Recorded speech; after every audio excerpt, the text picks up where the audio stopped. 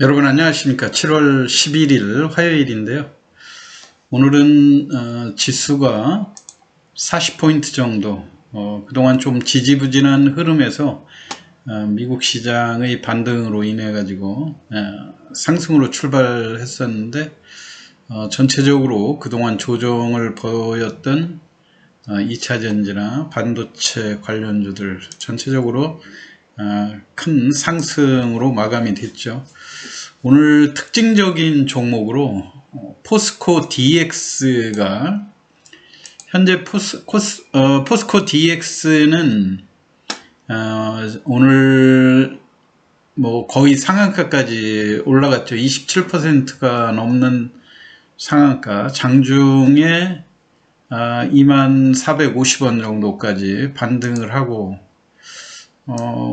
비교적 장대 양봉으로 보통 지금까지의 흐름으로 보면 장중에 어떠한 재료가 나왔을 때 이 포스코 DX 같은 경우에 매물층이 지난번에 단기간에 급등하면서 다 이게 포스코 그룹 중에서 2차전지 양극재, 음극재하고 관련이 되는 그런 걸로 포스코 엠텍이라든가 포스코 DX가 지지부진한 주가 흐름에서 급등을 했다가 장기간 쉬었죠. 장기간 쉬고 오늘 원래 이게 18,000원, 19,000원대에 누적된 매물지대가 상당한 이런 종목인데도 불구하고 오늘 강하게 그 매물층을 극복을 했는데요.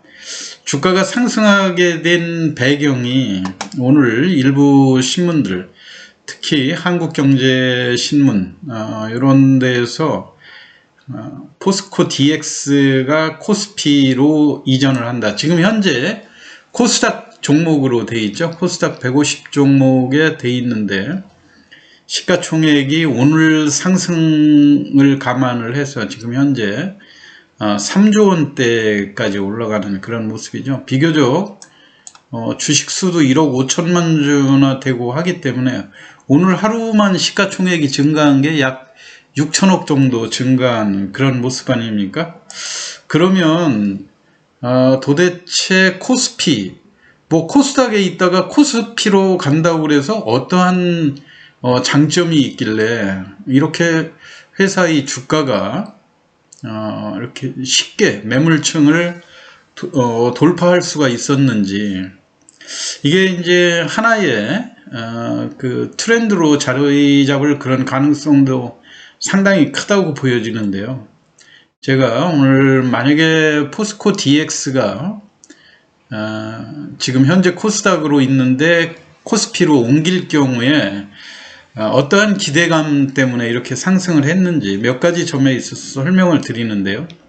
물론 이제 포스코 DX는 지난번에 포스코 ICT라고 하는, ICT가 이제 인포메이션 커뮤니케이션 테크놀로지죠. 그러니까 정보통신을 포스코 그룹 내에 정보통신을 통합하는 그런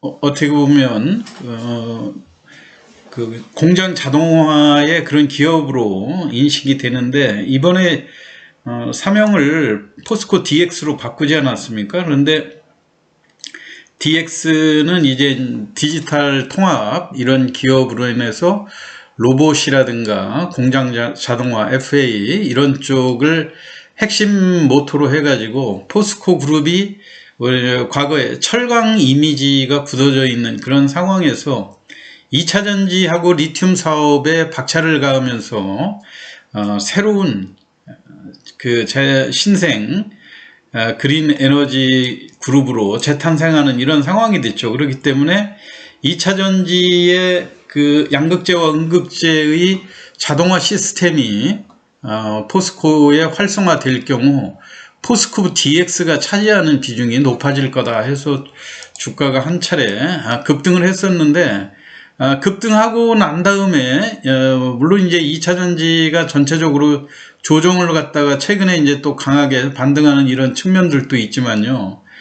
전반적으로 보면 지난번에도 18,000원대에서 또 이유 없이 조정도 크게 들어오는 이런 종목이에요. 매매하기가 상당히 어려운데도 불구하고 오늘 단순히 코스닥에 있던 거를 코스피로 옮긴다 해가지고 주가가 이렇게 급등을 했는데, 만약에 이렇게 왜 우리 국내 시장, 미국은 나스닥이다 하면은 그 첨단 기술주들이라는 이미지가 아주 강하기 때문에, 다우는 왠지 전통적인 기업이고 약간 그 퇴보적인 이미지가 강하다고 그러면, 나스닥 같은 경우는 상당히 미래 첨단 기업으로 인정을 받는데도 불구하고 우리 한국에서는 우리 시장에서는 여전히 코스닥이 신생 벤처 기업, 말 그대로 벤처가 갖는 위험 이미지, 이런 것들이 높기 때문에 어느 정도 그 코스닥에 상장을 해서 기업이 제대로 자리 잡아가고 안정을 찾게 되면 거래소로 옮기는 이런 수순으로 전개가 되고 있지 않습니까? 그래서 오늘 그 나와 있는 기사들도 보면 대부분이 이 과거에 그 포스코 퓨처엠, 2019년도에 포스코 퓨처엠이 주가가 보통 한 6, 7만 원대 있었는데, 이것도 원래 이제 포스코 퓨처엠도 사명을 변경한 거죠. 포스코 케미칼이었었는데요. 2차전지 양극재와 음극재를 제조하는 제조 전문 기업이죠. 포스코 내에. 이게 이제 7배가 올랐다고 하니까 아마 실무자적인 차원에서 지금 현재 보면 그 포스코 그룹에서 웬만하면 전부 다 코스피 거래소에 상장이 돼 있는데 불구하고 지금 포스코 엠텍하고 포스코 DX만 코스닥에 있는 이런 상황이죠. 그러다 보니까 포스코 퓨처엠의 그 사례하고 맞춰가지고 옮기면 좀 7배가 상승했다고 그러니까 좀 실무적인 차원에서 포스코 DX도 거래소 이전을 추진한다는 이런 뉴스가 나왔던 것 같아요. 물론 이제 회사가 공식적으로 이거를 공시하거나 공식적인 채널을 통해서 발표한 것이 아닌데 실무자적인 검토 차원이다 했는데, 이게 이제 신문에 커다랗게 나와 버리니까 이제 옮기는 걸로 돼 있는데, 이제 코스닥과 코스피에 그 옮길 경우 우리 시장은 너무 코스피에 집중되어 있는 이런 상황이죠. 지금 현재 우리가 보면 코스닥은 시가총액이 420조인데 코스피는 지금 2150조 원대에 달하거든요. 그게 시장 규모로 놓고 봐도 약 5배 정도의 차이가 나죠. 그렇기 때문에 순수하게 코스피 200 종목에 들어가게 되면 인덱스 그 패시브 자금들, 지수를 추종하는 그러한 펀드들의 자동으로 편입을 해야 되는 그 규모도 5배로 늘어난다고 볼 수가 있죠. 그렇기 때문에 지금 현재 포스코 DX 같은 경우 뭐 일부 신문의 기사에는 보면 뭐 공매도를 회피할 수 있다 이런 얘기인데, 공매도 회피하는 게 아니고요. 단기적으로 코스피로 이전을 하게 되면 인덱스 펀드의 매수 우세가 일어나기 때문에 지금 포스코 DX의 여러분들도 보시면 알겠지만 공매도 수량이 1680만 주에 이르거든요. 이게 지금 오늘 현재로 포스코 DX의 공매도 현황인데요. 오늘 전체 거래량 5천만 주가 거래되는 중에 25만 주가 공매도로 신규로 나왔고요. 지금 누적 공매도가 1680만 주에 해당이 되거든요. 그러면 우리가 차트로 봤을 때 대략 그 공매도가 늘어났던 시점이 금년 3월부터 그 2차전지의 그 공장 자동화, 그리고 사명을 포스코 DX로 바꾸면서 주가가 급등하는 과정에 대개 10,000원대의 공매도의 그 수량들이 집중되어 있는 것을 볼 수 있지 않습니까? 대략 보면 12,000원, 11,000원. 왜냐면은 포스코 DX가 과거에 여러분들도 이 매매해 보신 분은 알겠지만 주가의 움직임이 어느 정도 제자리 걸음할 때는 너무 이 장기간에 걸쳐서 제자리 걸음을 해왔던, 물론 이제 지금 현재니까 우리가 이런 것들 기간이 그렇게 오래 걸린 거는 아니다 이렇게 생각할지는 모르지만요, 이 주봉으로 보면 장기간에 10,000원 미만에서 6,000원, 7,000원대에서 장기 행보했던 이런 모습들을 볼 수 있는 거 아닙니까? 그러면서 이게 코스피 200 종목으로서 나름 공매도도 많이 누적이 돼 있는 이런 상황이란 말이에요. 그래서 대략 12,000원대 공매도를 쳐놓은 기본 물량이 1,000만 주 정도가 되기 때문에, 만약에 패시브 자금이 일거에 들어오면 오늘처럼 이렇게 20%, 25%, 30% 가까운 이런 상승세를 보일 경우에 12,000원대 매도를 해놓은 사람들이 상당히 견디기가 어렵겠죠.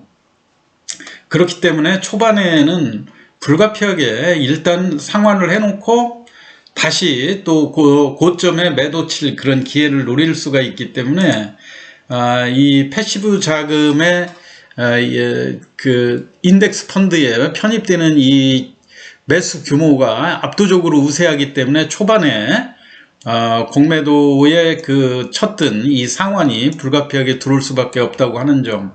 물론 이제 일정 기간 주가가 올라간 다음에 어느 정도 기간이 지나게 되면 다시 또 공매도도 고점의 공매도가 쏟아지기 때문에 이제 또 어느 정도 공방전이 균형을 갖추면서 이루어질 수 있겠죠.